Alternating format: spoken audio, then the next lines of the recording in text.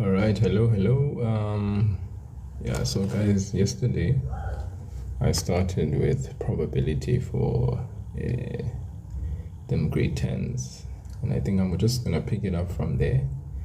And we looked at what probability is, we looked at some examples that relate to probability, and yeah, we looked at just probability in and of itself. So today, before I move on, we are just going to look at a few other aspects of probability. Okay, so guys, there is what we refer to here as experimental probability. All right, experimental probability. Okay, so just don't mind my spelling there and my terrible writing sometimes. That does not really go so nicely. Experimental probability is also referred to as relative frequency. Okay, so what we do here is we conduct an experiment. All right, and I'm going to explain this, guys. Just bear with me. We conduct an experiment, and we do this many times. Not once, but twice, 3 times, however many times. Then what we can say is the following. We say that the probability of an event, let's say event A, according to relative frequency and experimental probability, is how many times that event occurs over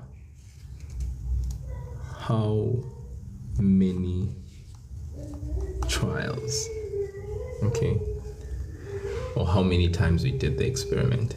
So I'm going to give you an example, guys. Okay, so what I need you guys to observe is that we are looking at a concept here that we refer to as experimental probability, also known as relative frequency.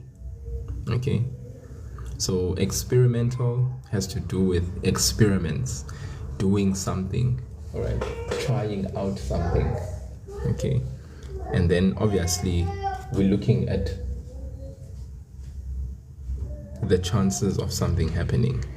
Okay, relative frequency, okay, also has to do with that same concept of experimental probability. So these are the same concept but named differently. So experimental probability is relative frequency.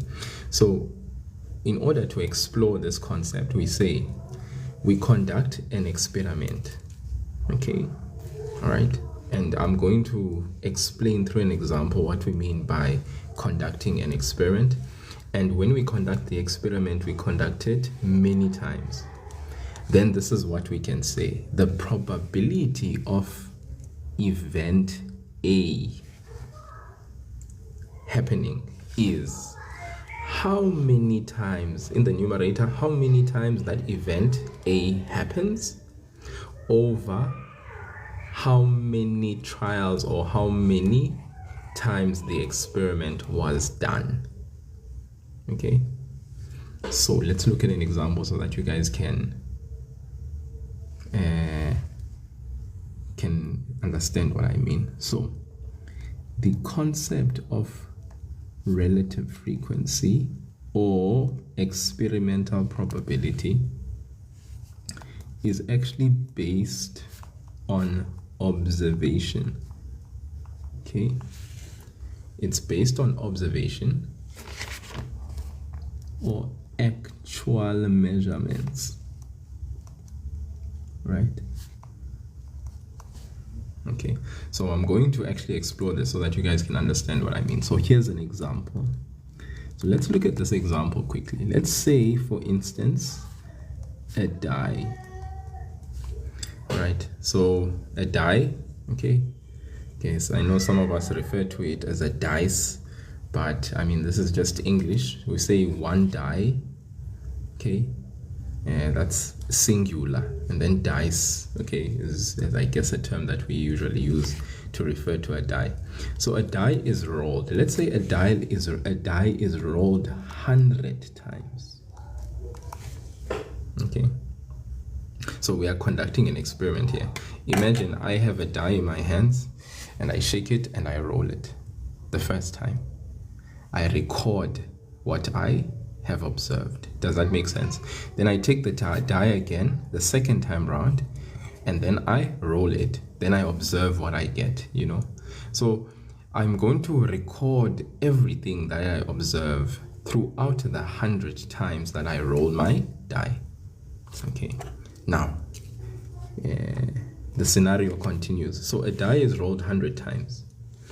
Then we say the number 3 is rolled 12 times.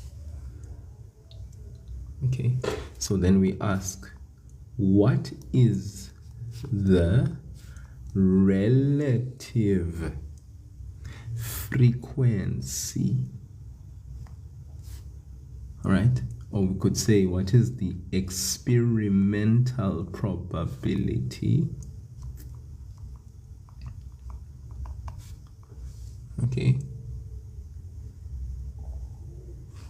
of rolling 3?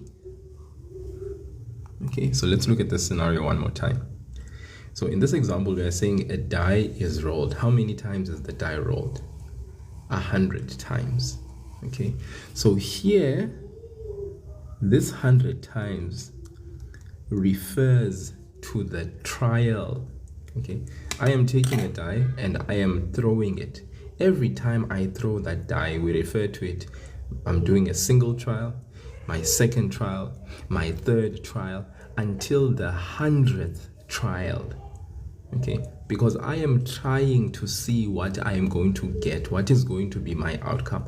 So every time I'm rolling the die, I'm referring to that as a single trial. Okay, so the first time I roll the die, that's referred to the first trial.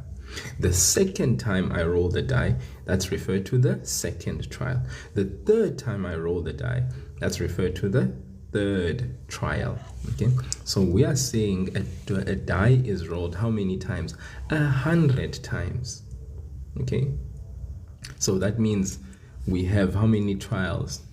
Hopefully you understand. We have 100 trials because we are rolling the die how many times? 100 times.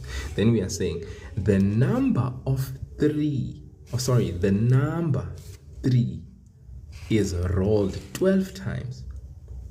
Okay, so how many times, as I'm rolling the die 100 times, when I finish rolling the 100th trial, I observe, through observation, I see that the number 3 is actually being rolled 12 times. Out of how many trials in total? Out of 100 times. So they are asking now, what is the relative frequency? Or in other words, what is the experimental probability of rolling 3? And that is the question.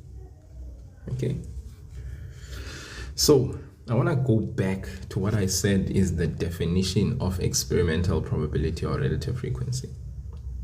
When we conduct an experiment, okay, many times, then we say that the probability, in other words, the experimental probability, or in other words, the relative frequency of an event A is referred to how many times we actually experience event A over how many trials were conducted. This is what we refer to as the experimental probability or the relative frequency. Okay, so I hope you understand. Yes, so probability, or the experimental probability, the relative frequency of a particular event, is how many times we actually get that particular event over the number of total trials that we actually conducted. So if we're looking at this specific example, the die is rolled how many times? 100 times. So this 100 times refers to the trials that were done. How many times did we throw our die? We threw our die 100 times. So that refers to the number of trials that we did. That's the denominator value that we should have for the relative frequency, or the experimental probability of this particular experiment. A die is rolled how many times? 100 times. Then they say the number 3, because remember, from a die we have 1 up until 6. So the number 3 is rolled how many times? 12. Okay, 12 times. The question is, what is the relative frequency, or the experimental probability of rolling 3? Okay, so I hope you guys can understand that if we are going to find the relative frequency, or the experimental probability, we are going to say the probability of which event? The event that you are talking about is the number of 3s. Okay, how many times did you get 3? So the probability of 3 means the number of 3s that we got over the number of trials. Okay, so the number of 3s that we got is 12. How many times did you get a 3 from rolling the die 100 times? We got the number 3 how many times? 12 times. So that means it's 12 out of 100. Okay, then what we do is we grab our calculator, we simplify this. Our calculator helps us to simplify this quite easily. So 12 divided by 100, I'm sure you guys can get what 12 divided by 100 is. What's 12 divided by 100, guys? As a simplified fraction, what answer do we get when we divide, say 12 divided by 100? We get, okay, I'm gonna wait for you guys to tell me. We get 3 out of 25. Okay, and remember, we can write this answer as a decimal number as well. Okay, which is 0.12, or we could write this answer as a percentage, which is 12%. So this here, guys, is what we refer to as the experimental probability, or the relative frequency. The experimental probability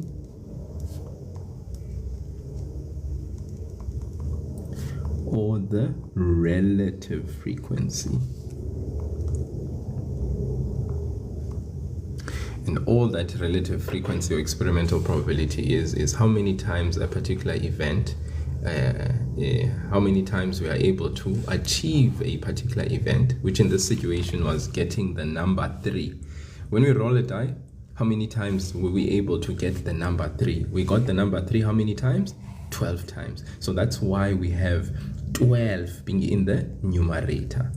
Then how many times did we roll the die? In other words, how many trials were conducted as we were rolling the die? We rolled the die a total number of 100 times. That's why the 100 is in the denominator. So 12 over 100 represents the relative frequency, or the experimental probability of getting 3. It is 12 over 100, which can be written as a fraction, that is simplified 3 over 25, or as a decimal number 0.12, or as a percentage, which is 12%. Okay, and that's that. That is what we refer to as experimental probability. Okay. Vice on the other side, okay, as from yesterday we were exposed to theoretical probability, right? Theoretical probability. Okay. And what is theoretical probability? It is the likeliness of an event happening, all right, based on, what is it based on? It's based on all the possible outcomes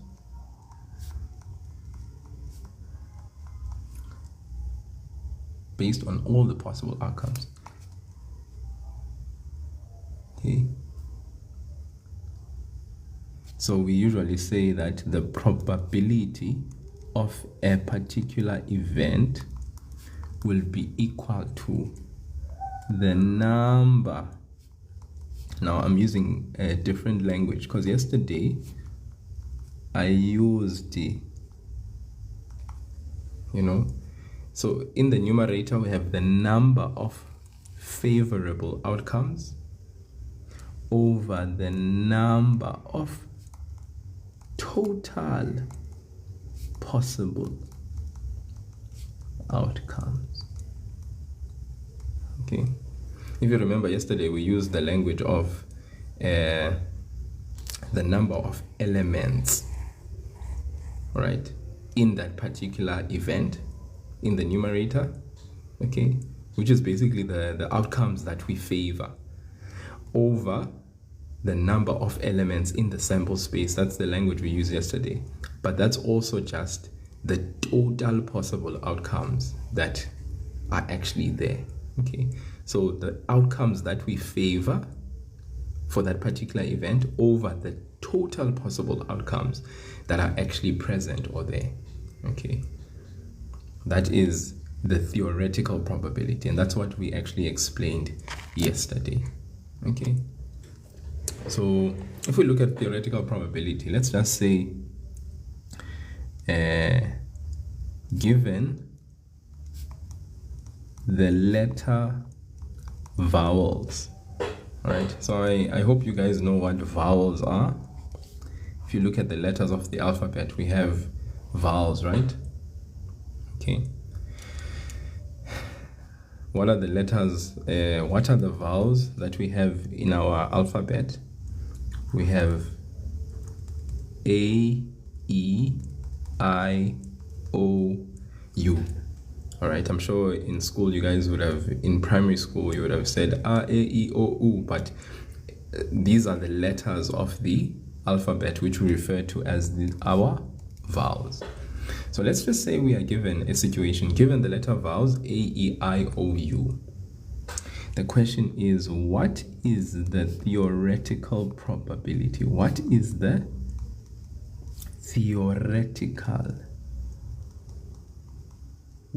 theoretical probability of selecting the letter E? What is the theoretical probability of selecting the letter E? Okay, so I repeat again, given the letter vowels A, E, I, O, U, okay, what is the theoretical probability of selecting the letter E? Let's go back to the definition of theoretical probability. Theoretical probability is the likeliness of an event happening based on what? What is it based on? It's based on all the possible outcomes. And so when we actually write it down, we say the probability of that specific event is equal to the number of favorable outcomes in that event over the total possible outcomes. So we need to establish a few things here. Given the vowels A, E, I, O, U, if we look at these letters, how many letters in total do we have? Because the total number of letters will speak to our denominator value. How many letters of our vowels do we have in total? How many letters do we have? A, E, I, O, U. How many letters in total do we have? The number of total possible outcomes. What is the number of letters we have in this specific given number of letters? How many vowels do we have?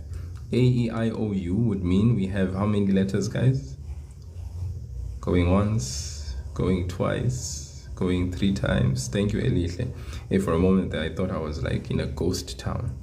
Okay, Elihle is saying we have 5. I hope you all can see that. Okay, so the number of total possible outcomes that we have, if we are talking about vowels only have this total number of letters. There's 5 vowels that we have. So if we are looking at the number of total possible outcomes from vowels, we are looking at 5 letters. But what are they asking? They are asking what is the theoretical probability of selecting the letter E. So from the vowels that we have, my question is how many E's, how many letter E's do we have? Okay, because that speaks to the letter that we are favoring, the favorable outcome. The letter that we are selecting is the favorable outcome. So the number of favorable outcomes speaks to the letter that we are selecting, the letters we are selecting with. The particular letter here that we are concerned about, or the event that we are talking about, is selecting the letter E. Does that make sense? Okay, selecting the letter E. Thank you, Mr. N, for the ice cream cones and the roses. Thank you so very much. Selecting the letter E. So Elihle there once again, and Kinshinsa. Thank you so much. You guys are with me. So if we are talking about the number of favorable outcomes, we are talking about the event of selecting the letter E. So the event here is selecting letter E, right? Then the question is, how many letters? So N representing the number, E meaning the event, which is selecting the letter E. The number of E's that we have is what? We have 1 letter E from our vowels. So selecting the letter E only means one option, and that is the letter E from our vowels. There's only 1. What is the total number of vowels that we have? It is 5. So we say that is our total possible outcomes. A, E, I, O, U. So if we are talking about the probability then of selecting the letter E, P meaning probability, and then this E denoting the fact that we are talking about the event of selecting the letter E. That means the number of favorable outcomes over the total possible outcomes. All right, remember we said the number of E's that we have in our vowels is 1. And then what is the total possible outcomes we have? How many vowels do we have in total? We have 5. So this, guys, is our probability of selecting the letter E. It's 1 E out of how many letters of our vowels? 5. So it's 1 over 5. Okay. So guys, that speaks to this concept of theoretical probability, which is a very important concept which you need to understand. That theoretical probability simply speaks to the likeliness of an event happening. It's based on all the possible outcomes, and simply when we want to be able to identify the aspects that speak to this specific concept, the probability of that particular event selecting the letter E, which we are specific about when we're talking about these vowels. So the probability of an event is equal to the number of favorable outcomes. The outcome that we favor. So in this situation, the outcome that we favor here is, what is the theoretical probability of selecting the letter E?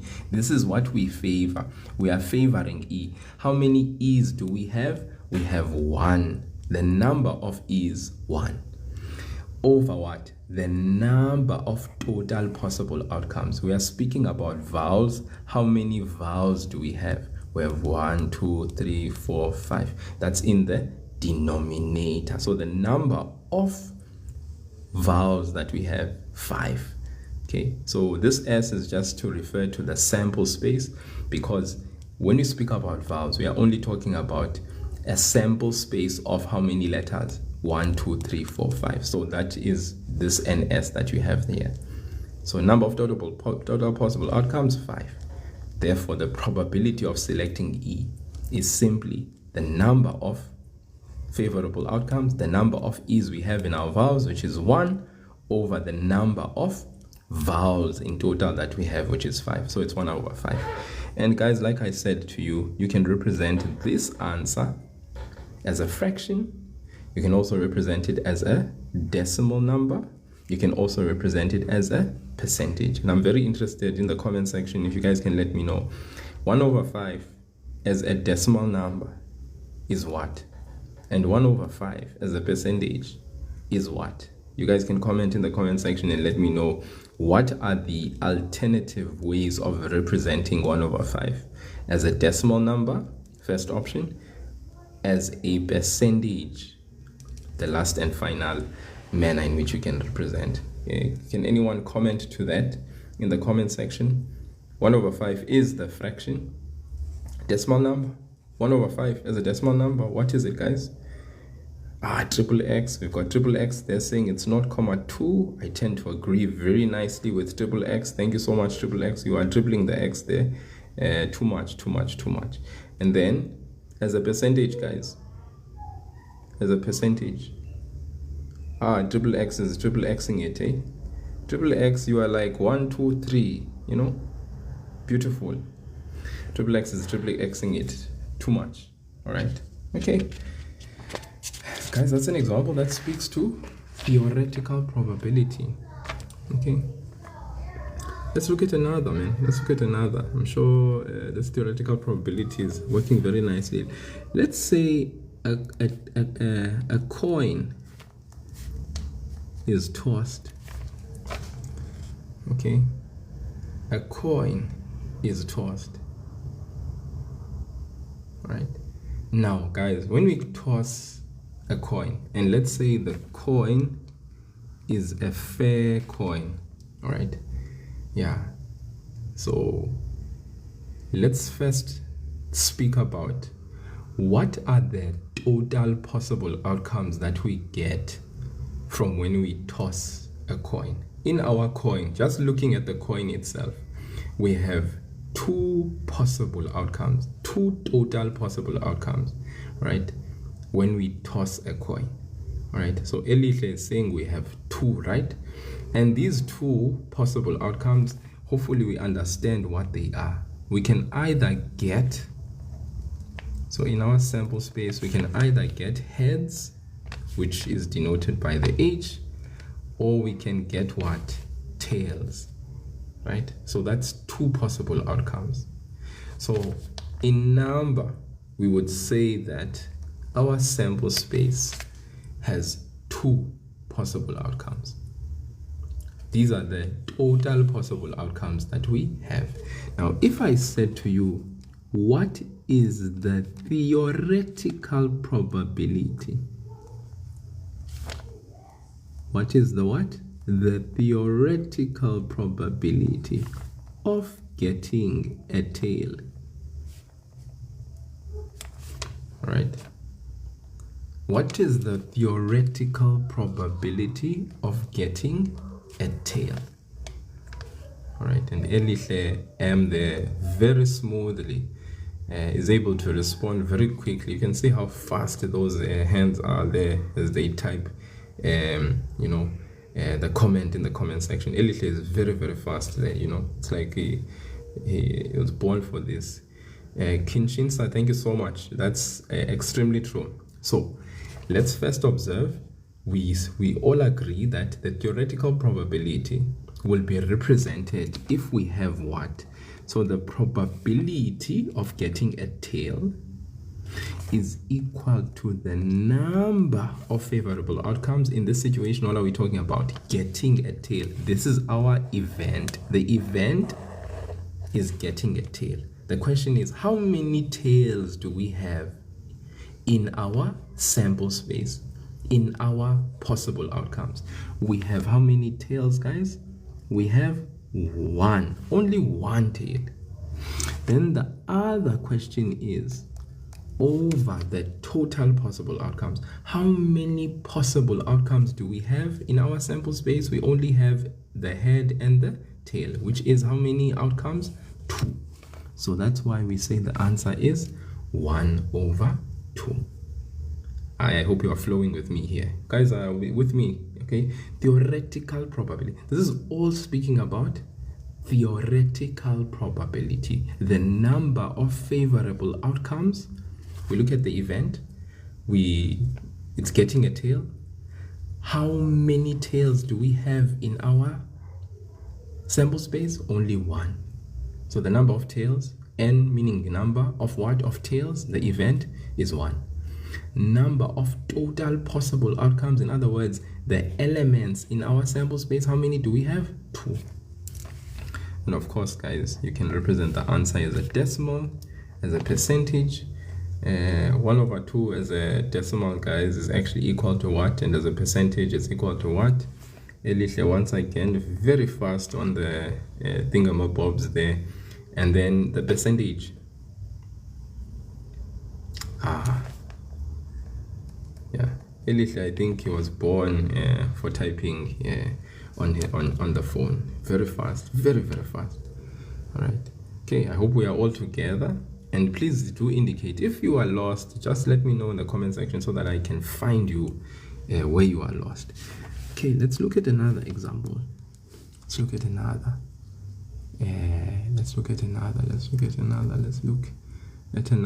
This all exploring theoretical probability. Let's take the word elihle. All right. Very nice. Elihle. Elihle is currently trending there on my page. You can see Elihle. Let us say, what is the theoretical probability? What is the theoretical probability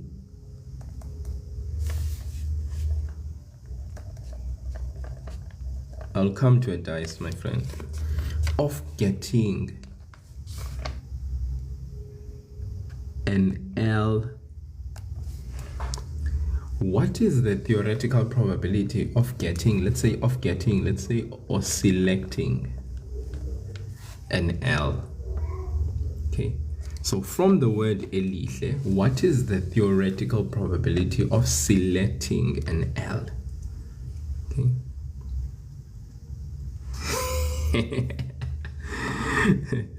All right, Elihle, I see what you said.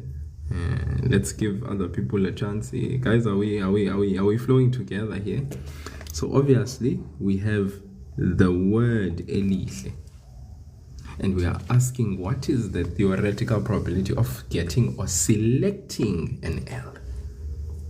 Okay, I see there in the comment section. Elihle has written fast and the furious.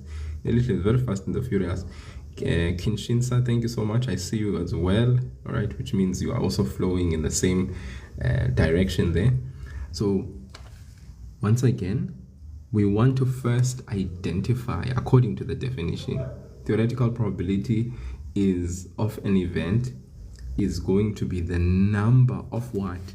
of favorable outcomes. So in this case, what are we wanting? The event is selecting an L. If we go to the word elihle, how many L's do we have? The number of L's is, we have 2. All right. Then the number of total letters we have in the word elihle, because that speaks to the total possible outcomes that we have. The number of letters in the word elihle, that speaks to our sample space. We have 6 letters in the word elihle. Hopefully we can count, guys. It's very important to be able to count. Then the probability of selecting the letter L will be equal to the number of L's in our particular word over the total number of possible outcomes, which is the number of elements in our sample space.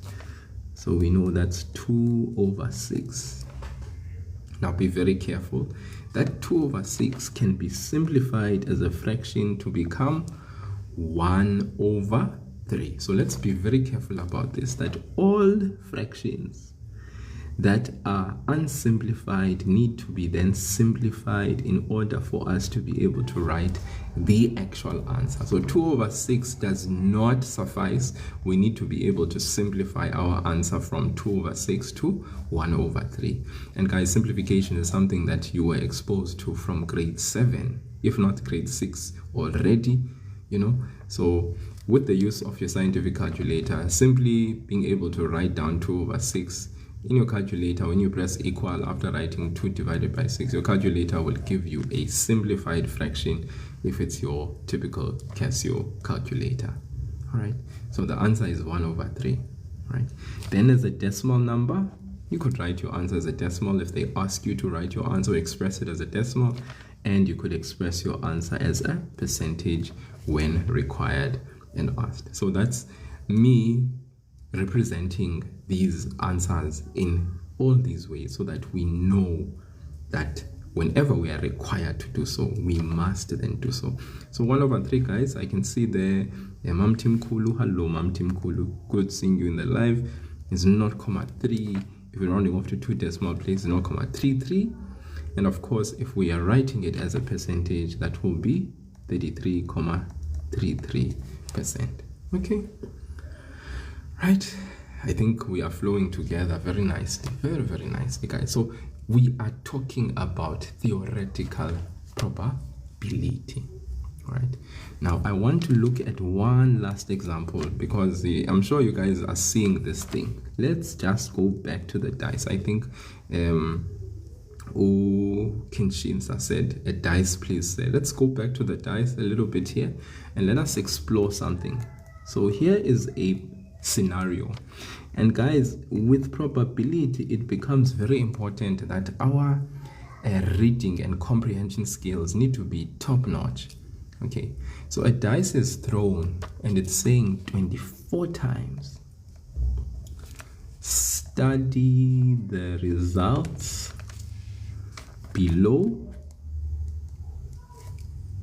before answering. So I'm going to show you the results, okay, but yeah, practically study the results before answering the question. So it says a dice is thrown how many times? 24 times. So here in this situation or this scenario, we have a trial, and we throw the dice 24 times, and we refer to that as a trial. We refer to those as trials. The many times that we throw a dice over and over again, however many times. So a dice is thrown 24 times, and we are asked to study the results below before answering the questions that follow. So guys, here are the results. So imagine throwing the dice the first time, and then what happens? It lands on 3. The second time you throw it, it lands on 2. The third time you throw it, it lands on 3. The fourth time, 4, 5, and so forth, and so forth, and so forth, and so forth, and so forth. Okay, and so forth, and so forth. Okay, every time I'm throwing, this is what I'm getting. I'm getting this, I'm getting that, I'm getting this, I'm getting that. Each trial is yielding these outcomes.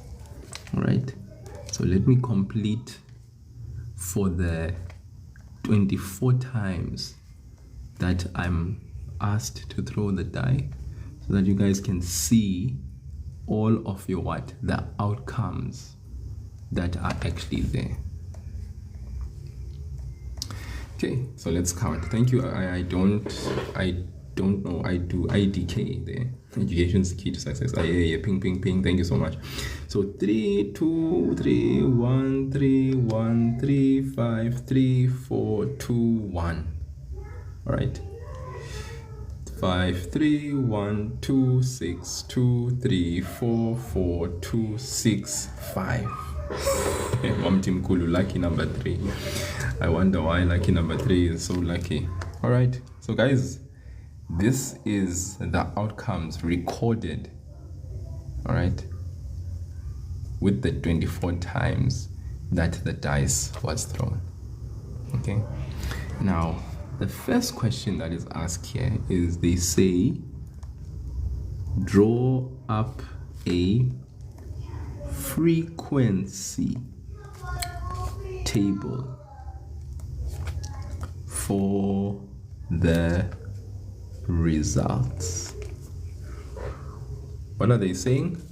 We need to draw up a what? A frequency table for the results. Now, when we take a look at what is happening here, I'm sure we can see that as we are rolling our dice, it seems like the number 1 is there, 2 is there, 3 is there, 4 is there, 5 is there, and 6 is there. So what we need to then do when we draw up our frequency table, remember the word frequency is just something.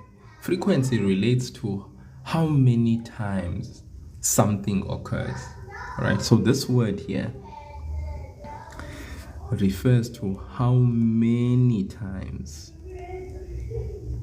okay, how many times something occurs. Right. How often. I love that, Elise. Very beautiful use of the word often. How often something happens. Okay. Yeah, that's frequency. How many times something occurs, or how often. I love that, Elise. Nicely said. So when we draw up a frequency table, what we want to do is we want to first represent the dice number. Remember, there's 1, there's 2, there's 3, there's 4, there's 5, and there's 6. Obviously, when we talk about the dice number, it's from 1 to 6. Okay, there's no 7s, there's no 8s, there's no 0s. So we have to write down the dice number. Then in the other column, we then write down the frequency. All right. So guys, I'm doing this freehand, but of course, if you were doing it, you would do it so beautifully with your ruler, straight, beautiful lines, connecting very nicely. You wouldn't do what I'm doing. All right. So come on, guys, help me out here. You guys can observe Moss. I need to first record how many times am I seeing the number 1. All right. So let's go there at the top. Let's see if you guys can see what I am seeing. Tell me. I want to write down my frequency, how often I am seeing the number 1. Okay, Elisha is saying 4. Anyone who agrees, disagrees? Anyone seeing 4? Okay, it seems like we are all. Elisha is doing so. Elisha sees number 1 4 times. So does Kenshinsa. Mom Team Kulu also as well. All right, nice guys, you guys are beautiful. Have I ever told you how beautiful you are and how beautiful the maths makes you guys look? You're shining, my goodness. All right, so we have 1, 2, 3, 4. So indeed, the number 1, the dice number 1 appears 4 times. So its frequency is 4. Okay, we together, ne? Let's go to the number 2. How many times did the number 2 occur?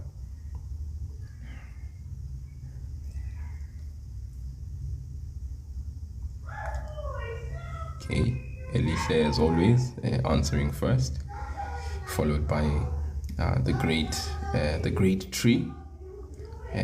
Kinshinsa as well, doing the most. Nez resting so gently on that car bonnet there in that profile picture, Nez.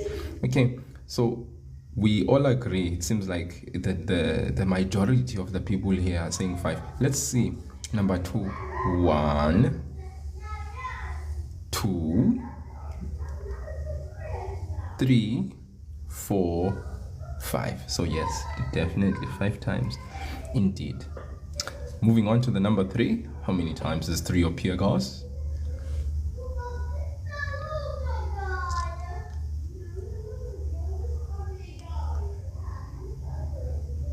Okay, Elihle, Mam Timkulu, Nez, Kinshinsa. All right. Can see these are the active rollers, the bowlers, active participants. Mabongi, rolling in there with the yellow duck. All right, let's go. So we have 3. Let's count. 1, 2, 3, 4, 5, 6, 7. I guess that's why someone was saying lucky number 3 there, because 7, guys, is that number. I don't know if you guys have ever heard, but apparently 7 is a special number, because it kind of represents completion. Something is complete, finished. It is done. Okay, let's look at 4. How many times does our number 4 appear there? 4 appears 4 times. Your Nez came in there. Let's see. Nez is saying 4. Kinshinsa is saying 3. Elita is saying 3. Mama Timkulu is saying 4. And Nez saying 3. Nez changing the answer there from 4 to 3. Mabungi also saying 3. All right, let's confirm and verify. 4 appears how many times? Let's check there. 1 at the top. 2, 3. All right, so 3 times definitely. All right. Okay, let's go to number 5. Mambo number 5, guys. How many times does our number 5 appear there?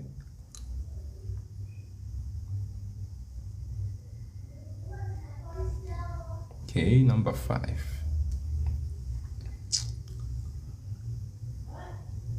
Okay, number 5 in the numerator, we have 1, 2, 3. Okay, and then last but not least, number 6. That number that people like rolling on the dice. People get very excited when they roll number 6 on the die. But apparently it's appearing. And it seems like it's very unfortunate. Number 6, because people desire to have their die land on 6, it seems like it rarely, makes it as one of the outcomes when we are conducting a trial. All right, so here, 1, 2. 2 6s. Okay. So guys, if they say draw up a frequency table, this is basically what, in simple terms, is referred to as a frequency table. Now, interestingly enough, this here is something you would actually even do in a topic that we call statistics. In your grade 10 and grade 11 syllabus this term, you will be doing probability. You will also do another topic that we refer to as statistics, and it has to do with data, numbers, and basically how to group data, representing data in as in a grouped fashion, and then how to actually arrange and order ungrouped data. All right, so this is a typical situation of data that is ungrouped. Okay, and what we've just done here is by actually ordering the dice number and then recording the frequency of each dice number, we have actually then sort of like grouped our ones so that we can understand how many times does 1 appear, and 2 and 3 and 4 and 5 and 6 and so forth. Okay, so very important, guys. Good job. Okay, all of you, those who were actually helping me, walking with me hand in hand, great job. So let's look at a follow-up question. If the question that followed, okay, yes, and interpret definitely. So what if they asked the question, what is the theoretical probability of rolling 3? All right, what is the theoretical probability of rolling 3? Okay. Referring to this particular scenario, what would we say is the theoretical probability of rolling 3? So in theory, all right, okay, remember theoretical probability by definition, okay, is the likeliness of an event happening based on all the possible outcomes.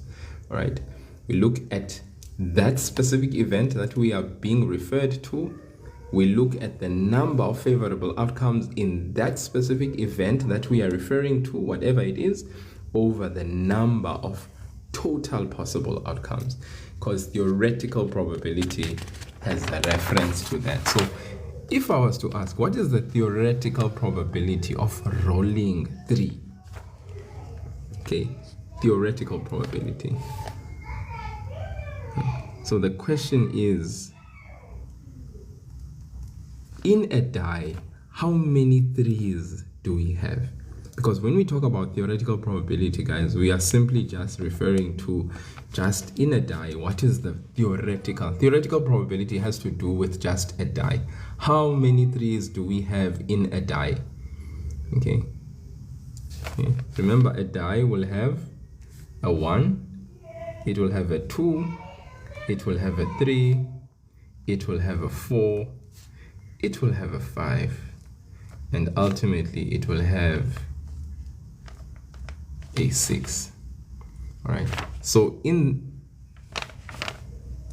a die, how many 3s do we have in a given die?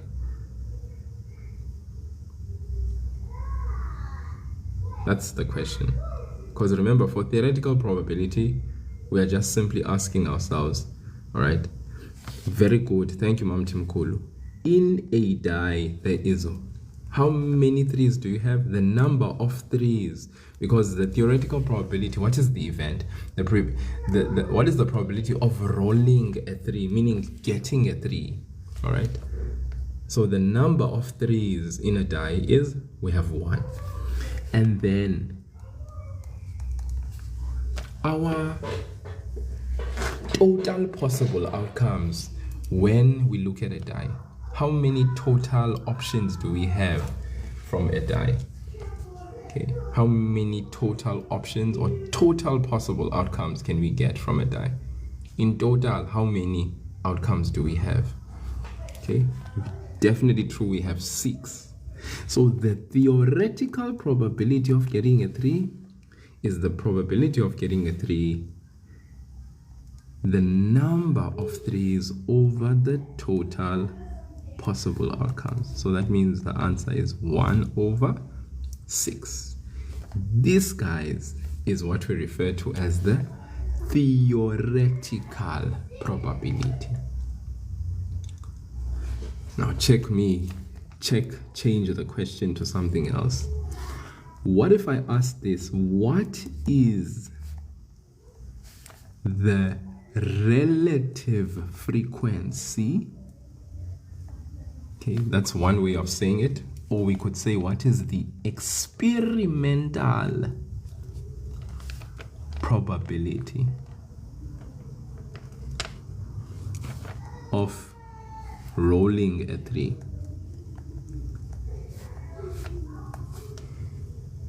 What is the relative frequency?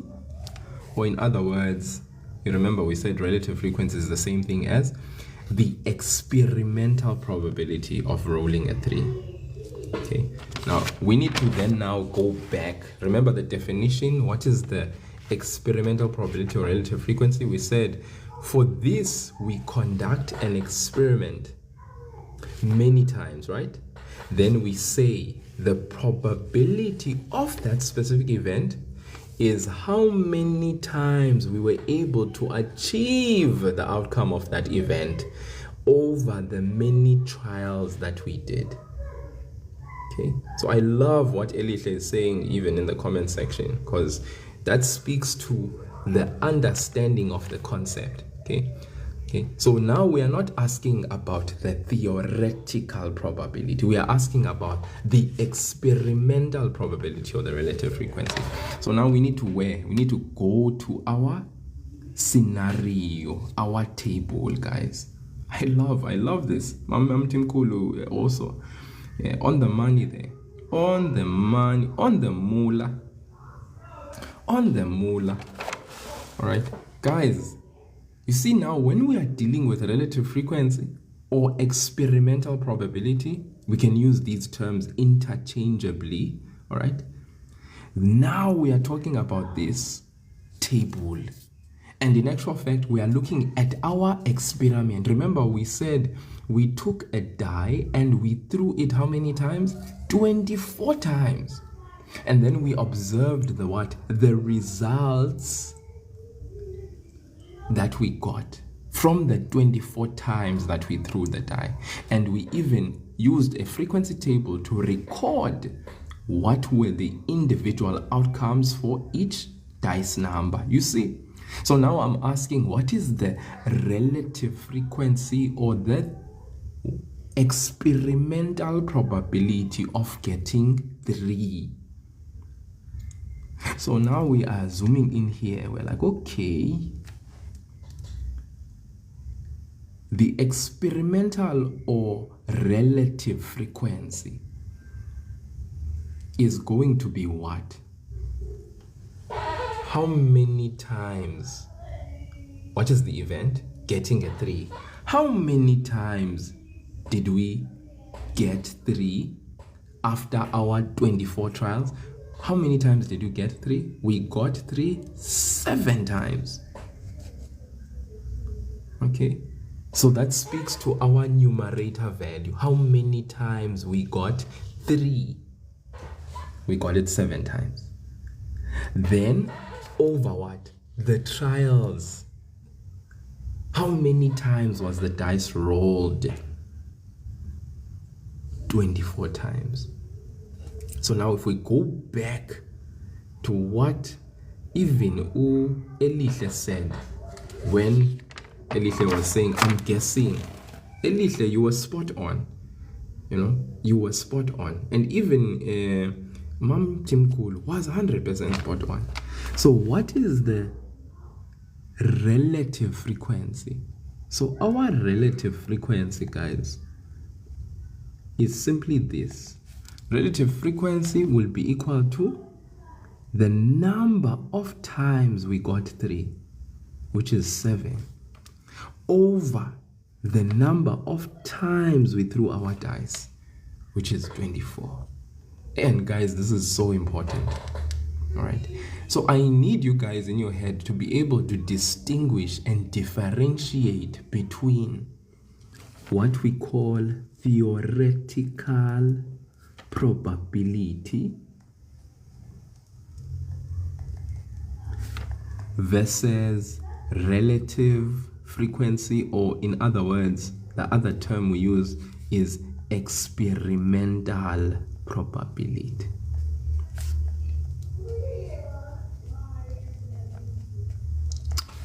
right?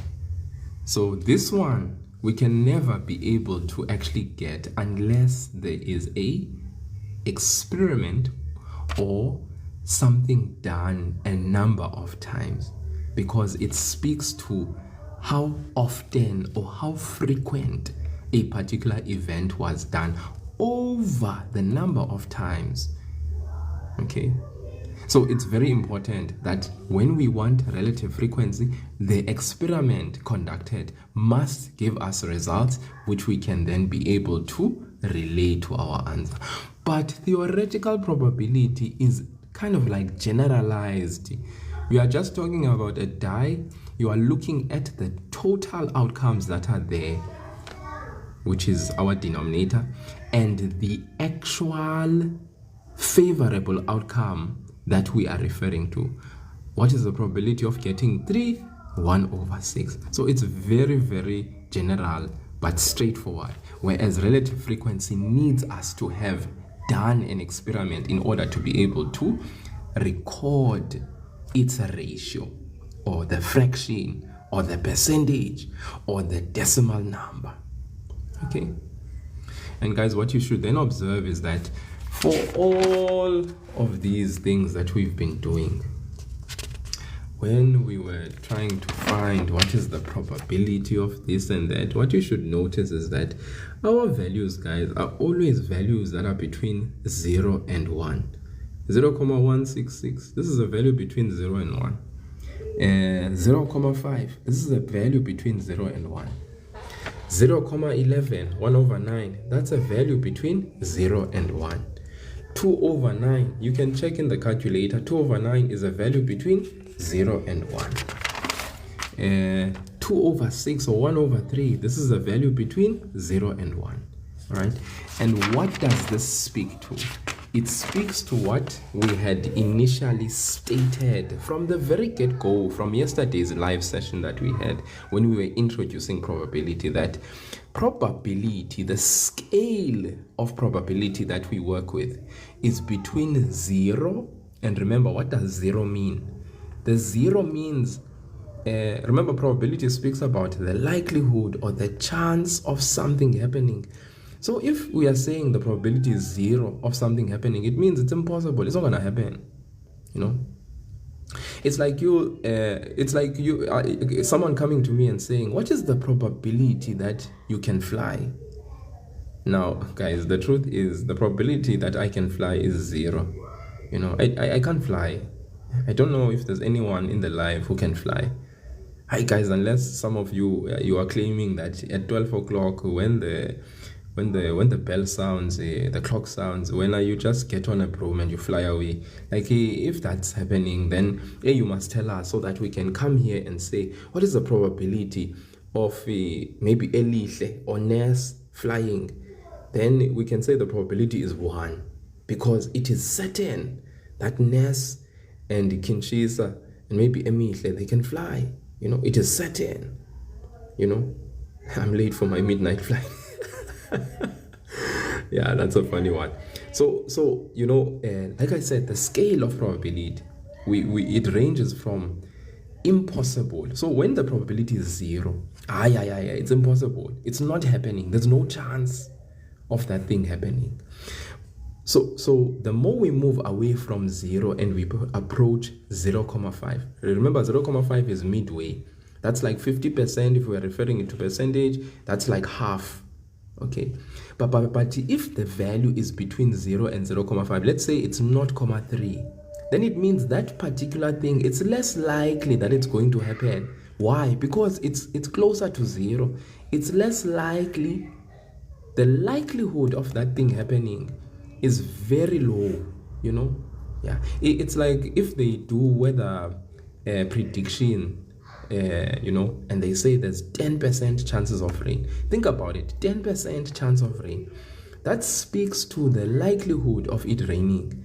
So what are we saying if we're saying it's 10% chances? We're saying it's less likely to rain. You know, it's less likely that it's going to happen, that it's going to rain. You know, there are chances, but they are very minimal. Does that make sense? The minute we hit 50% or half or 0.5, we are saying there are equal chances that something may happen. Then when the values are more than 0.5, we are approaching 1 probability. When the probability is 1, we are saying it's happening. It's happening. It's showcase, guaranteed. Like there are certain individuals at the beginning of the year asked, what is the probability that you'll get level 7? And those people said, the probability of me getting level 7 for maths, it's 1, it's certain, it's going to happen,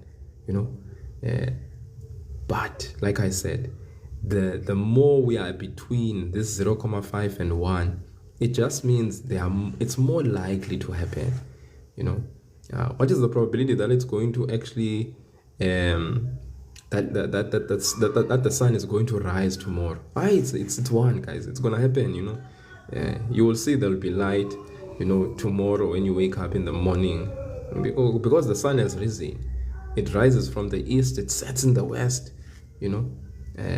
So this scale, guys, informs this notion of probability. And when we get values, that is giving us an idea of how likely, what are the chances of something actually happening. So that is why we say the probability of anything will always be within the scale of 0 and 1.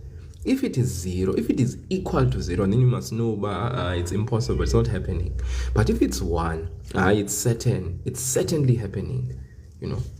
It's certainly happening.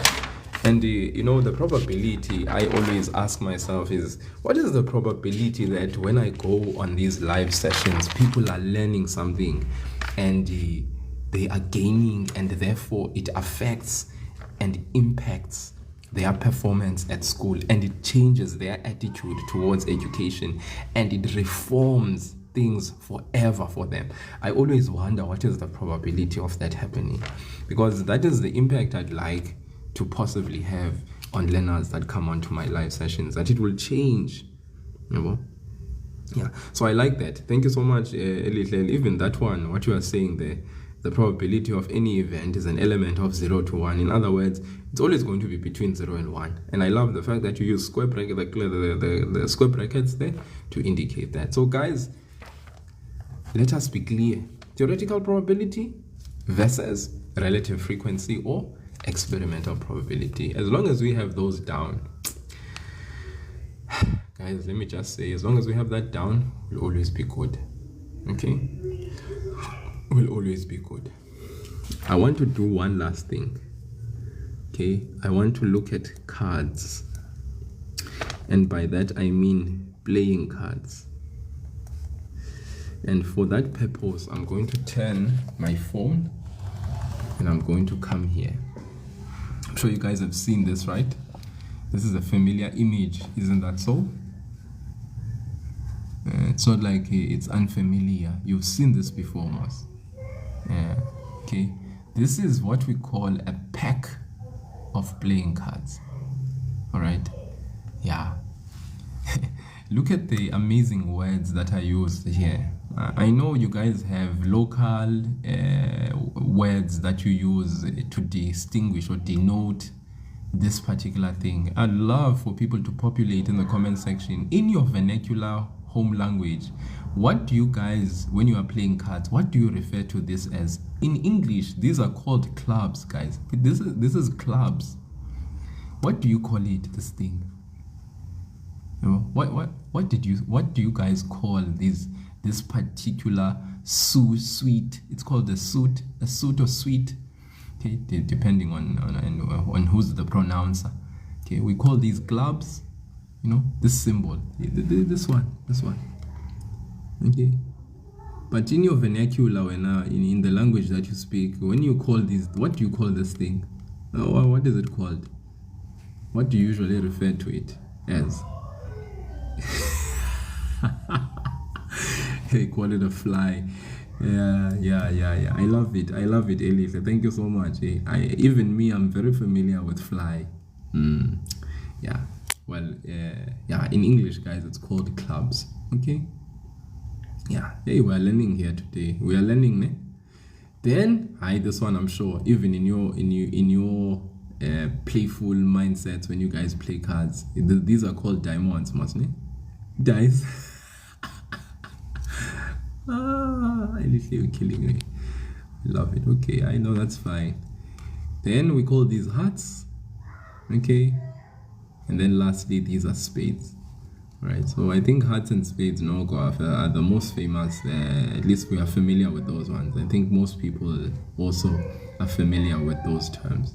Okay, so in our set of cards, we have 4 of these suits. We call them clubs, diamonds, hearts, and spades. And then clubs. How many cards do we have? We have an ace, 1, which is basically 1 sometimes, but ace, 2 up until 10. Then we have a jack, all right, a queen, and a king, all right.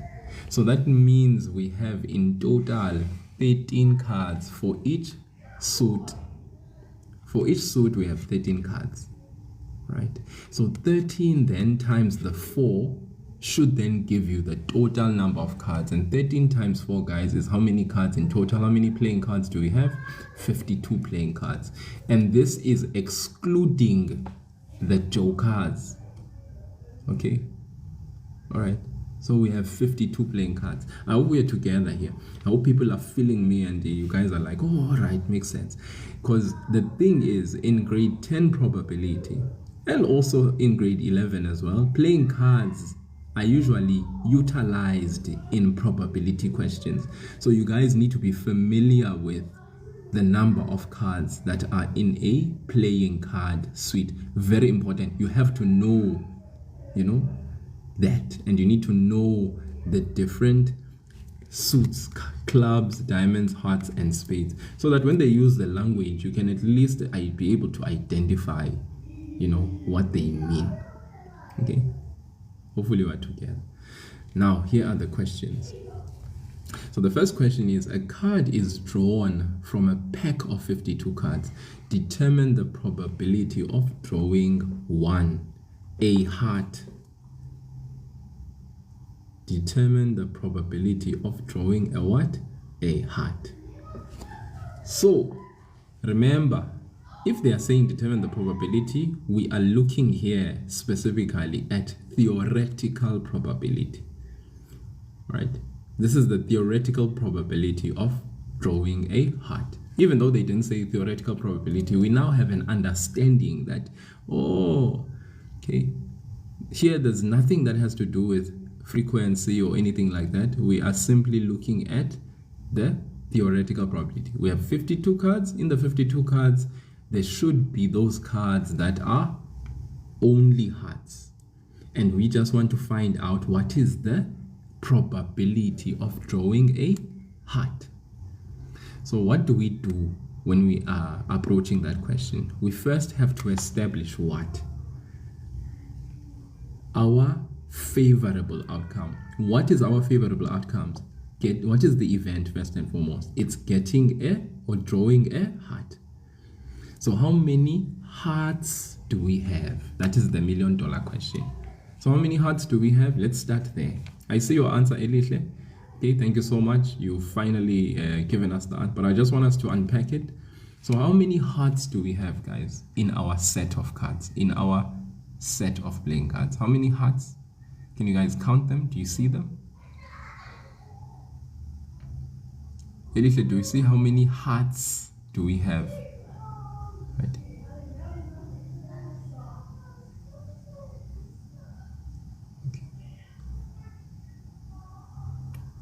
Okay, thank you so much. Right. We have,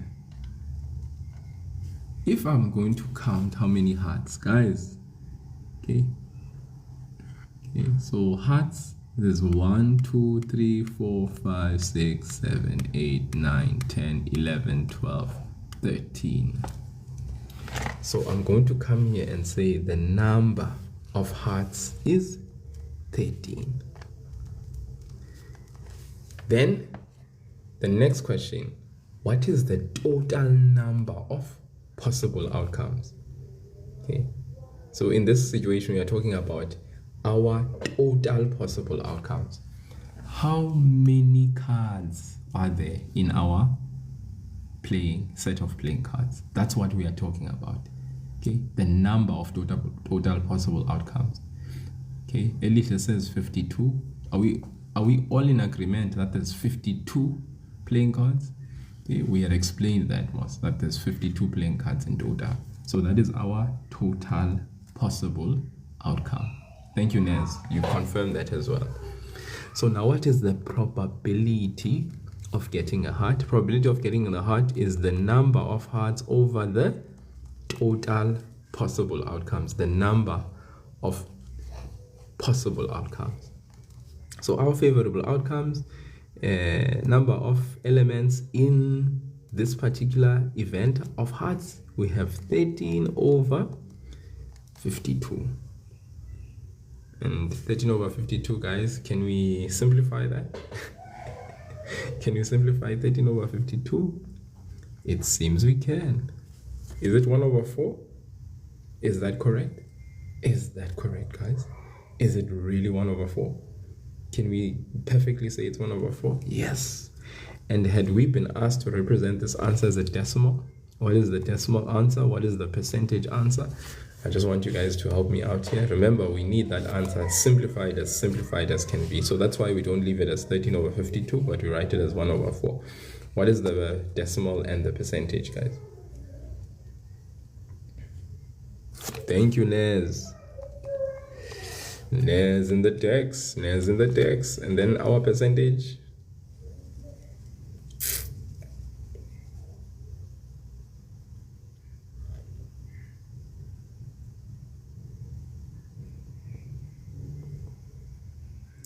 Nez in the text. That's the percentage, guys. That's the percentage. Okay. Yeah, Nez is definitely playing it up there. Thank you so much. That is 100% top notch, on point. Definitely. So, guys, that's the probability of getting a heart. Okay. Wasn't too shabby, was it? Okay, not too shabby at all. All right, let's go. Let's move on to the next one. You guys can help me out. What is the probability of getting a jack of hearts? They're very specific. A jack of hearts. Okay? A jack of hearts. Okay, where is the jack? Where's Mr. Jack? Where's Mama Jack? Okay, Mama Jack is here. But they are specifically saying of what? Of hearts. What is the probability of getting a jack of hearts? Okay, maybe you guys can move us along with that one. Probability of getting a jack of hearts.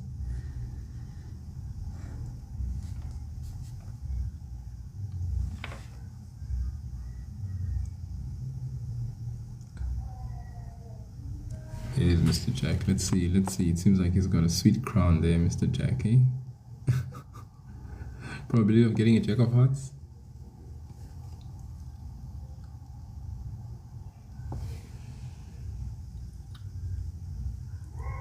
Okay, so first and foremost, we are going to ask, what is the number? Yes, Elisha says 1 over 52. Any opposers? Any agreeers? Who agrees? Who disagrees? Anyone has a different answer?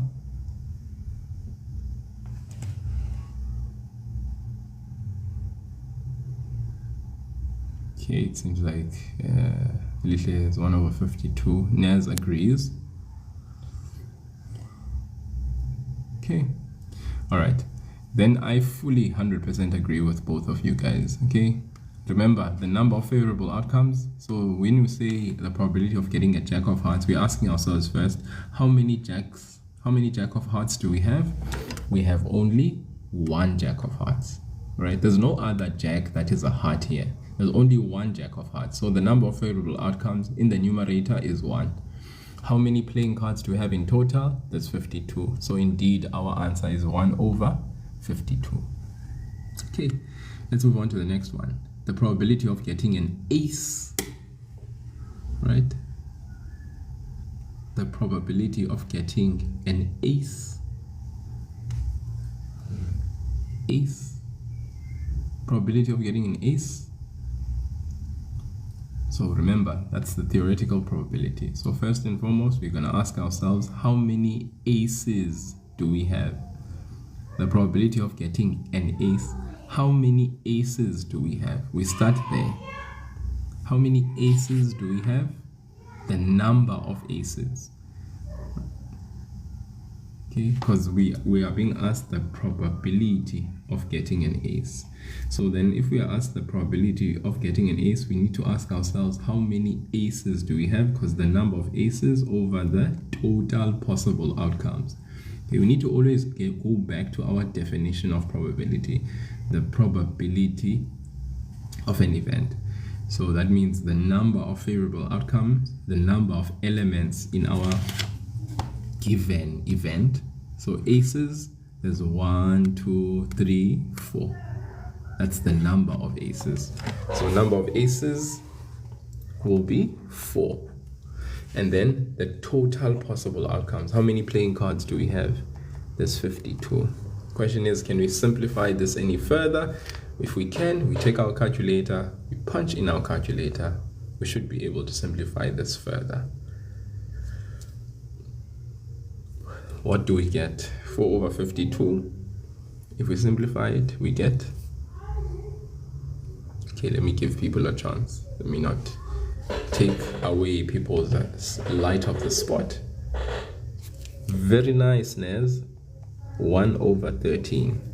Right? And as a decimal and as a percentage, if we were asked to represent those as such, as a decimal number, 1 over 13 is actually equal to, and then 25, and then also the percentage. So decimal percentage. Okay, hopefully we all understand how we can convert this to a decimal. Okay, if you have a Casio calculator, just say 1 divided by 13 and you press this magical number, magical button SD. It will give you the decimal number, right? Also then after that, if you want to represent this as a percentage, you can say 1 divided by 13 and then you times it by 100. It will give you the percentage. So thank you so much. They're 0.077 Nez. Thank you so much. And remember, if they say round off to 2 decimal places, this would obviously be 0.08 if it was 2 decimal places. Okay, just depends on the decimal number that they ask you to round off to. The percentage, guys, the percentage would be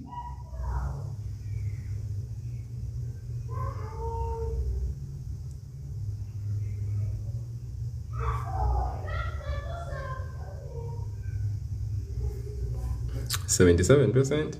Not a chance. Not a chance, Elite. Okay, Nez, thank you so much. Okay, thank you so much. Yeah, let's be careful about that. We need to be very, very careful about that one. Yeah. Okay. All right. Okay, so 7.69 sounds more accurate than 77%. Let's be careful, Elite, when we are converting things to percentage. Okay, let's look at the next question, and I'll look at the next and the next just to kind of wrap it up. Determine the probability of drawing neither a heart or a spade. What does the word neither? What does the word neither mean? Okay, because they're saying neither a heart or a spade. Okay, thank you, Elise. Not both. Beautifully said. Okay, neither simply means not a heart or a spade. So that means we are going to exclude these. And what we specifically want to then go and count is we want to count when these are not there, both of them. Okay, so both heart or spade is out, we count everything else. Okay, so please guys understand this. I love what Elisha said there, not both, because sometimes people fail to be able to interpret what this means. That's why I was saying your English needs to be top notch. Your level of comprehension and understanding also need to be top notch, so that when you read a statement, you are able to interpret what it means and then be able to apply your meaning to basically what is given. So neither a heart or a spade. So that means this entire row we are not going to consider, and this entire row, the last two rows, we are not even going to actually consider. It's like we are hiding these ones. And what are we counting? We are counting the other two rows. So in total, the other two rows give us what? Okay.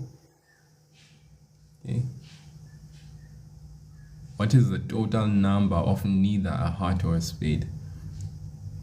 Right? Because these two rows, we are ignoring them, and what we are looking at the first two rows, the clubs row and the diamonds row. So in total, what is that? Okay, Elisha says 26. Okay, because we want the number of neither a heart or spade. This is very important. The number of neither a heart or spade. Okay, neither means not. So not a heart or spade. And or means both. And this is very important. Or means both. So the heart or spade, the total of these both, we are actually going to take out. And we are looking at everything else that is left, which is very important.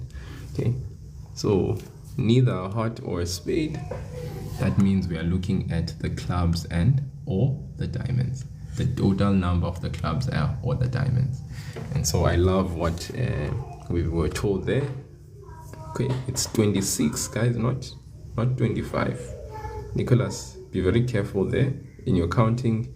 Elisha, I think, also made a bit of an error at the beginning and said 24. Nicholas is now saying 25. And of course, the correct number of neither a heart or a spade is 26. And guys, please, let's check this out. Remember, when we said neither, in other words, we are saying the heart's gone and the spade's gone. So what are we counting? We are counting the clubs and the diamonds. We are counting every single card that's a diamond and a diamond club as well. So neither heart or spade means we are not taking into account the row that has the hearts and the row that has the spades, but we are only considering the clubs row and the diamonds row, the total of that. So that will give us the number of favorable outcomes we are looking for that will be in the numerator. I like Elisha even says the word neither means not including. So we are not including the heart or the spade. Okay, I love, you see, the more you are actually, the more you exhaust these English terms, that speaks to your understanding. And if your understanding is top notch here, I'm telling you, probability won't be a pain. Probability is actually very nice, and it's nice marks. In a typical exam question paper, your probability questions basically take up like what? It's 10% of the question paper. Literally, it's not a lot of marks. So yeah, you need to capitalize then on those marks, because those are marks that you can get. Okay. Yes, Nicholas. Oh, look at that. The neither means exclude. All right. You guys are. I don't even know why in the world I'm doing what I'm doing when you guys have such phenomenal understanding of stuff. Okay. So that's the 26 for the clubs and the diamonds together. Okay.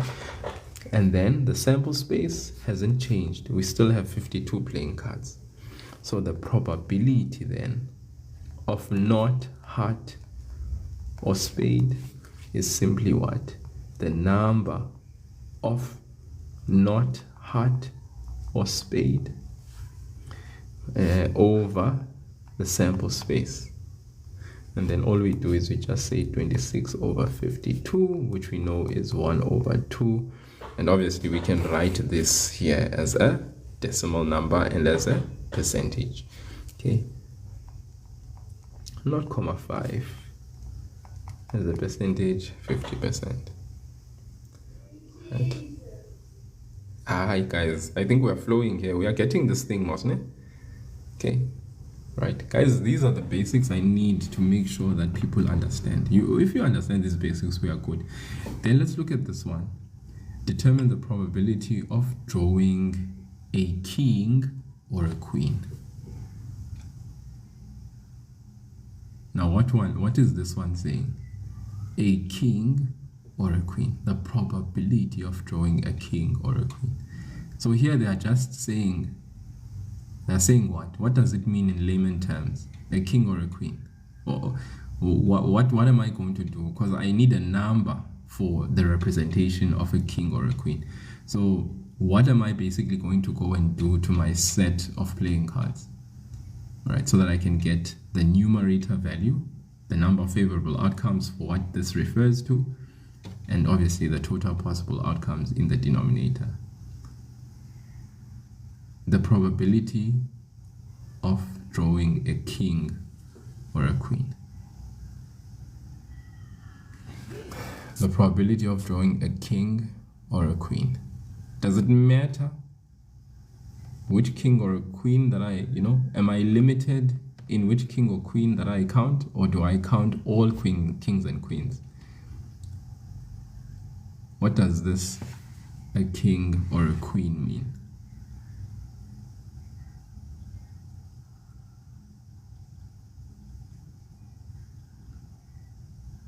Okay, there we have it. King or queen, number of king or queen.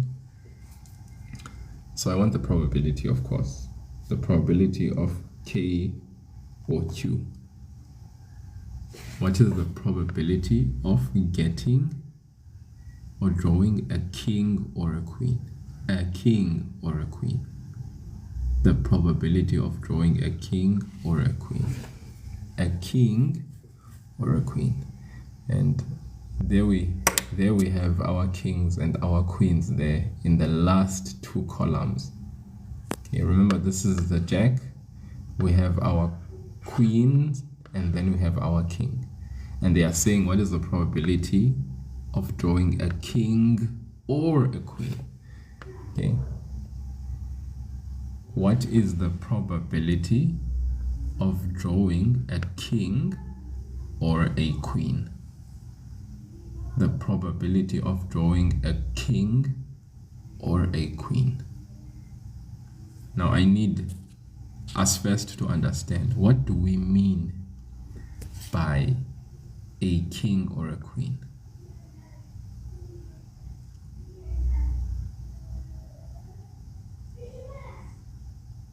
What do we mean by a king or a queen?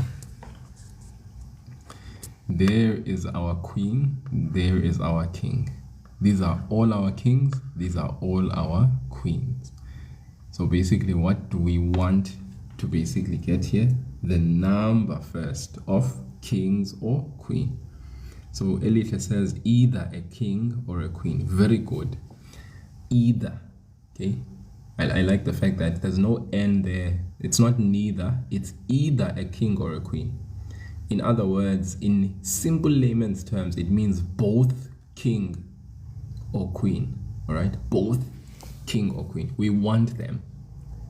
Right, whether it's clubs, whether it's diamonds, whether it's hearts, whether it's spades, we want them. We just want king or queen. So the total of king or queen. How many do we have? How many queens do we have? 1, 2, 3, 4. How many kings do we have? 1, 2, 3, 4. So in total, both, we have 8 kings or queen. 8 of them. So if I'm talking about the number of kings or queens, I have how many? 8. What is my sample space? My sample space has not changed. It's still 52. Right? Guys, are we together with this one? Okay, I want to go back again This question says the probability of drawing a king or a queen. Right. So how many kings or queens do we have? We have in total both. We have 2, 4, 6, 8. 8 of them. All right. And then what is the sample space? The total number of playing cards that we have? We have 52. So that means NK or Q over NS, which means 8 over 52. If we simplify that 8 over 52, remember guys, we simplify our answers. We don't leave them in that complex fraction form. 8 over 52 when simplified can actually be represented as, I'm waiting for someone to actually tell me what's the simplified answer of 8 over 52. We always simplify our answers, guys. Don't ever forget that. Otherwise, the marks will just go, say bye-bye, say bye-bye, say bye-bye. You don't want that. You don't want to be doing like Chris Brown, say bye-bye. Like it's a painful thing to be doing, especially at this time of the night. You want to be playing say bye-bye, say bye-bye. We don't want to be doing that. Not at all. It's too late to be doing say bye-bye. Okay, let's look at this last one before we call it a night. Okay, I think I will have pushed probability with you guys very nicely. I think done a fair number of questions that should so at least evoke the interest for your questions on probability. So here we have a bag contains how many blue marbles? 6. 5 red marbles, 8 green marbles, 9 white marbles. I repeat, a bag contains 6 blue marbles, 5 red marbles, 8 green marbles, and 9 white marbles. The question is, what is the probability of drawing a white marble? What is the probability of drawing a white marble? So let's check first, how many marbles do we have? A bag contains how many marbles? 6. Plus how many marbles? 5. Plus how many marbles? 8. Plus how many marbles? 9. 6 plus 5 is what? Plus 8 plus 9. What's the total number of marbles? Now they are asking, what is the probability of drawing a what? A white marble. So what is the event? We start there. So the total possible outcomes, I love it. I love it. I love what you are saying. Nez, there you are on the money there. Elihle, I love the question you are asking. This question that is being asked here, all right? You see, they didn't say determine the relative frequency. Remember, for them to ask about experimental or relative frequency, they have to be explicit in them actually saying relative frequency or experimental probability.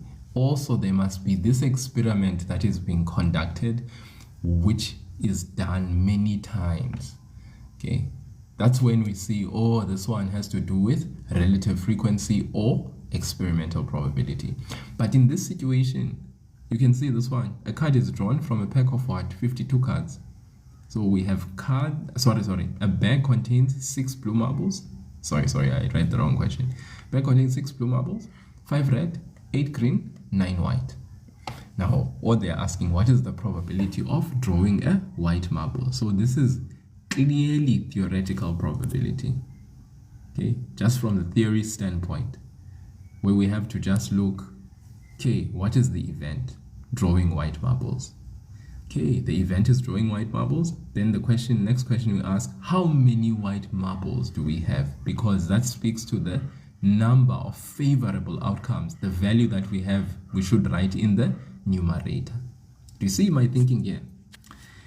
A bag contains 6 blue, 5 red, 8 green, 9 white. What is the probability of drawing a white marble? So the first question I ask, okay, drawing a white marble. What is the event? When they say drawing a white marble, the event is drawing a white marble. How many white marbles do I have? How many white marbles do I have? Elihle says, I have 9 white marbles. Is that true? Well, it says so in the statement. And 9 white marbles. So my numerator value is very clear. N white, in other words, the number of white marbles is 9. That's N white, number of white. Remember, N stands for number, and then in brackets, I'm writing the event. Then, in the denominator, you know most, we need to then record the number of total possible outcomes. In other words, the total number of marbles. So, you guys indicated earlier on, I think it was who? Rassi and Nez. I hope you guys saw what Rassi said there. I fell in love with maths very late, metric third term. Regrets. Y'all better lock in. I hope you guys are locking in, because yeah, I think a lot of people, they regret later on. But thank you. That's a valuable comment there coming from a former high school student. You guys are in the grade that you are in, so lock in. Okay, you can turn things around. Today can be your turnaround point in mathematics forever, and you can kill, chow, get marks like you've never seen before in the future. So the total number of marbles that we have.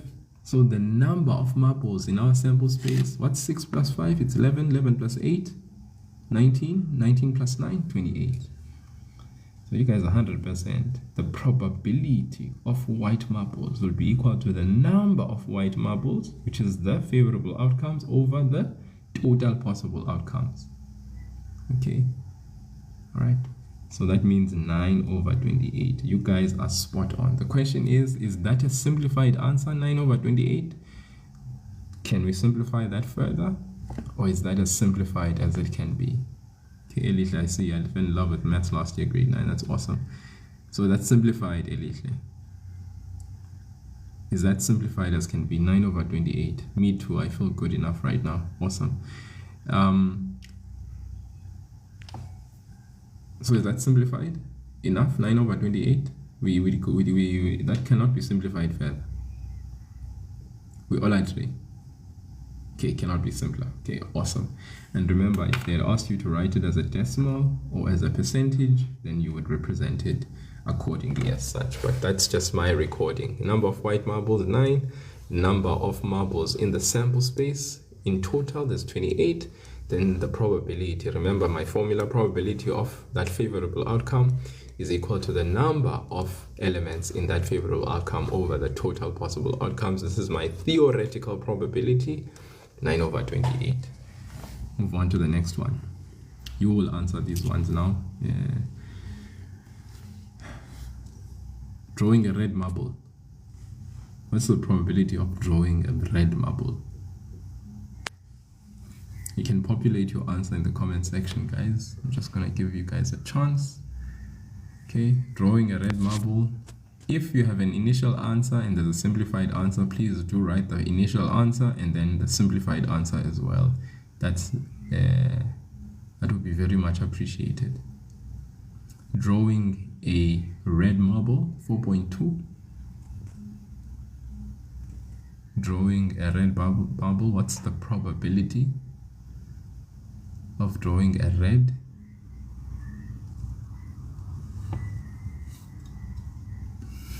Nicholas Manche says 5 over 28, which is Ness says 5 over 28, which is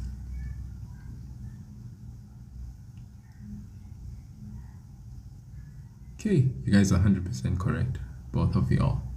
Right? Hopefully we all understand why it's 5 over 28. Number of red marbles, there's 5 of them, so that means in the numerator value the number of red is 5, and then over 28 because the total number of marbles is 28. Here's the next one.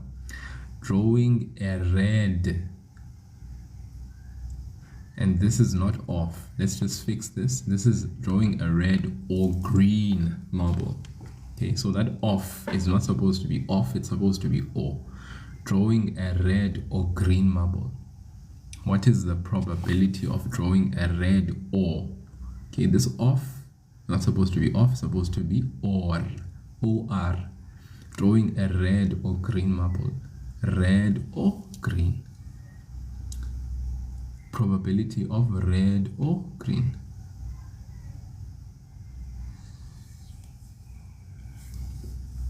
Okay, I'm trusting you people to be able to lead us along there. And Naz says 13 over 28. Okay, that's his answer.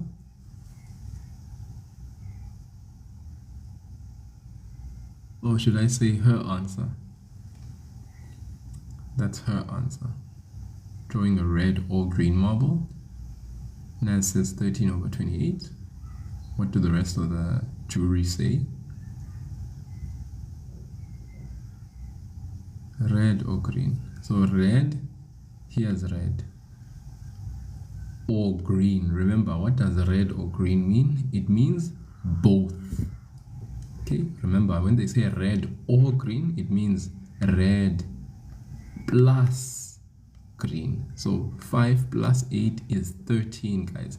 That is the number of favorable outcomes for red or green, because it means both, and both means we add both. Okay, thank you so much for fixing me there, Naze. I'm sorry, sometimes I make assumptions. It's not really based on what I see, it's just based on what I think I see.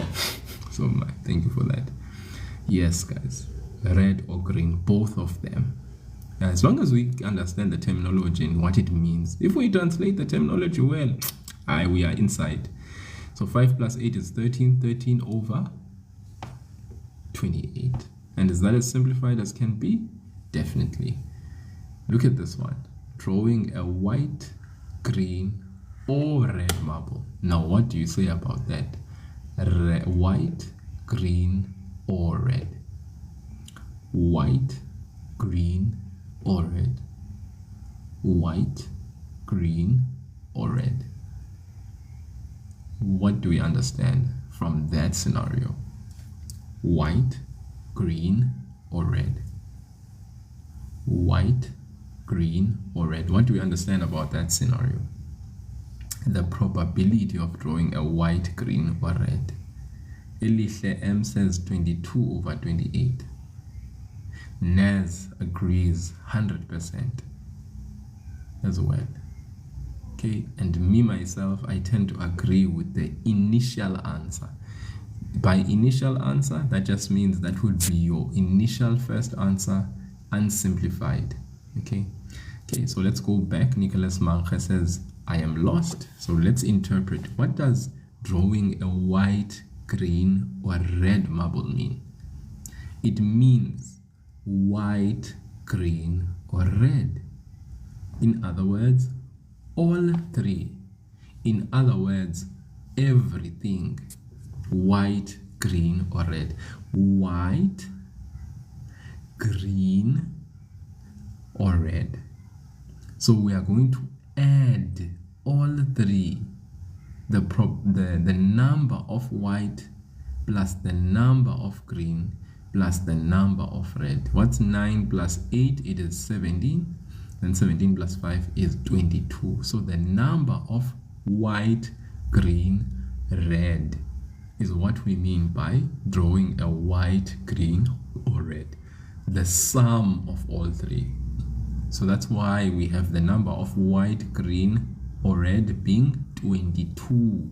The number of white, green, red. All right. And then over the sample space. In other words, the total possible outcomes. Now that means the total number of marbles that we have is 28. Okay. Sorry, you may have seen what you think is a dot. It's a comma, Nicholas. Okay. It's a comma. Okay, very sorry about that. That's a comma. It's white, green, or red. Okay. Yeah. So hopefully you are with us now.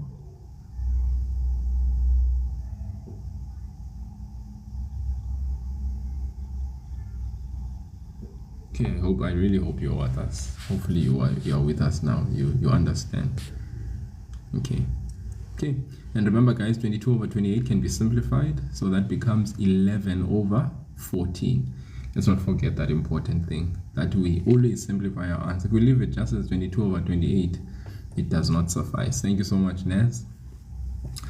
Simplified. Let's never forget to simplify our answer. That's where things go south. When people leave answers unsimplified, 1 mark disappears. 1 mark disappears. I was chatting to one of my other students who's been on this journey with me. Maths as a game was actually established last year sometime, and a few students that I was assisting end of last year during the December festive season sort of like hopped on with me, and we started with term 1 work very early, so that before even the syllabus started the year, those people, everyone who was with me was already far and ahead. And what ended up happening is that those kids were just continue doing well. So one of them is actually a kid that actually got 100% for maths in term 2, at least got 100% for both of the exams that he wrote. He's in grade 11, and he lost silly marks in an assignment. I think the assignment was out of 100. He got 97. He lost 3 marks because of like a silly mistake. He was supposed to calculate the equation of a straight line. He calculated the gradient, and he did not finish off the question, so he lost 3 marks. And so he ended up getting 99% for the term for mathematics.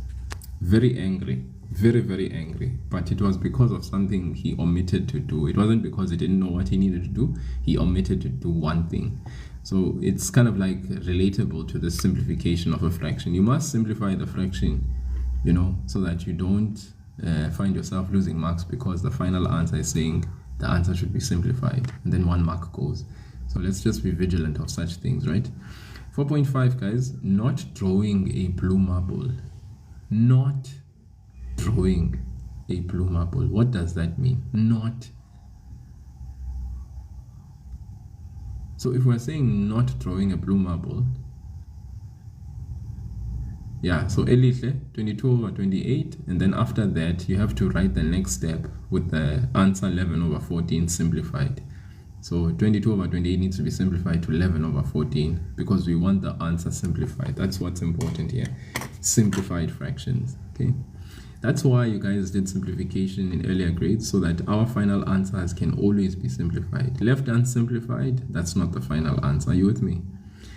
Okay, to 4.5, not drawing a blue marble.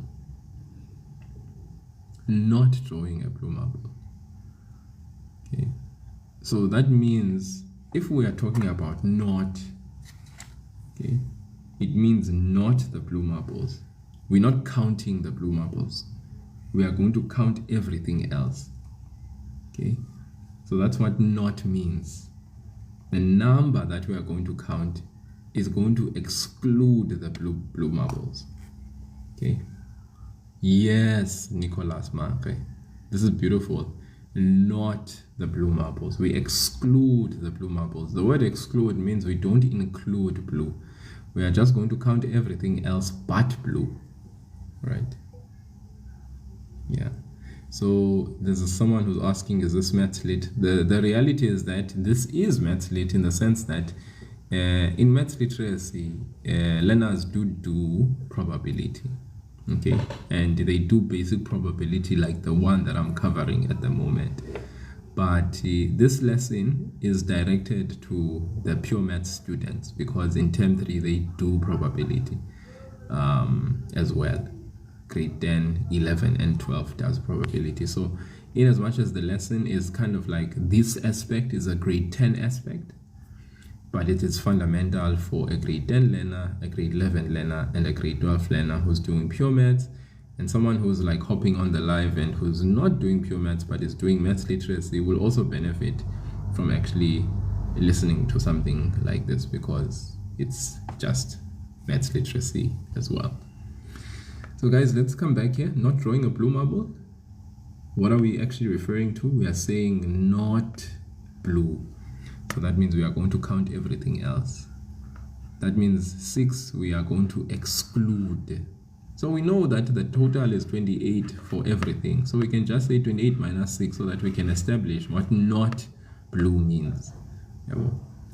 So that's again the number of not blue I am sure you guys can number of not blue. In the numerator, we are going to have how many marbles? I'm sure you know, you can see the number of favorable outcomes that represents not blue would be what? So if 6 is out of the picture, in the numerator, we have what? Very good, Elihle. We have 5 plus 8, which is 13 plus 9, which is 22. So that means we have 22 in the numerator. Because if we are saying not blue, it means blue is out of the picture. And we are focusing on the red marbles, the green marbles, and the white marbles. Not blue. So that means not blue is 22. Our samples place has not changed. We have 28 marbles. And then we can write the probability of not blue. And that should simply be 22 over 28, which we know we can simplify to become what? 11 over 14. Not blue means 28. The sample space is 28 obviously marbles in total, and then the probability of not blue is not blue over the sample space, which is 22 over 28. We simplify, it becomes 11 over 14. Okay, guys, are we good? I'm gonna end this live right here. All right, okay, and I will be continuing on with more of probability tomorrow, actually today, just later on today. Okay, I hope this probability session, though basic it was, guys, yeah, I know, morning to you too, I hope this session, as simple as it was able to really clarify certain things that maybe for probability you were not even aware of. Okay, so guys, let's be very clear about this difference or this distinguishing feature of relative frequency, or what we sometimes refer to as experimental probability. Okay, because that one has to do with, you know, how many times a certain event we are referring to, how many, you know, times that specific event occurs over the number of trials, the total number of trials. I'm sure, as you saw from the dice that was rolled 24 times, the minute we asked what is the experimental probability or the relative frequency, we had to come to check. For instance, if we were going to ask what is the experimental probability of rolling a 5, then what we would have to do is we would have to check how many times did we get 5, and that was 3, over how many times did we roll the dice is 24. So it would be 3 over 24 if we were calculating the relative frequency. But guys, if I was to ask what is the theoretical probability of getting a 5, then I wouldn't even consider or come and check at the frequency and the how many times. What I would simply do is I would ask myself, in a typical die that has 1, 2, 3, 4, 5, 6, what is the probability of getting a 5? Then I ask, how many 5s do I typically have in a die? Just one die. I have 1. So the number of 5s is 1. And then over what? The total possible outcomes, which is 6. So it would be 1 over 6. That would be the theoretical probability. The theoretical probability will be different from the experimental probability or the relative frequency, because of the fact that this is theory if we are talking just about a die, whereas if we are dealing with an actual trial or experiment, then of course the experiment may vary according to outside factors. It does not mean every time when I throw a dice 24 times, this will always be the outcome in this order. No, it may be different, you know, and the frequency may be different as well when I perform an experiment. Okay, so, you know, experimental probability will vary according to certain conditions, whereas theoretical probability is constant. Okay, does not change. So that's important, you know, just for your own understanding. So Guys, thank you so much. This was a really good session, and thank you so much to Elihle. Like, Elihle, you are a champ. Like, I mean, all the people that were here, let me tell you, Elihle M is amazing, phenomenal young man. Nez, amazing. Nicholas Manche, guys were so participative. Triple X also as well at some point, very participative, commenting in the comments section. I could see you there, nestled very silently, but I know there's a lot there. It's led, so thank you so much. Pasia, Masood, Mansoor, Lash, Neville, Jack, Boomba, Rado, Chaos, Enumgoli, Tabs, Kimesha, Plate Umza, Mango. Yeah, all of you guys have been great sports. Thank you so much for tuning in. I know some of you are probably like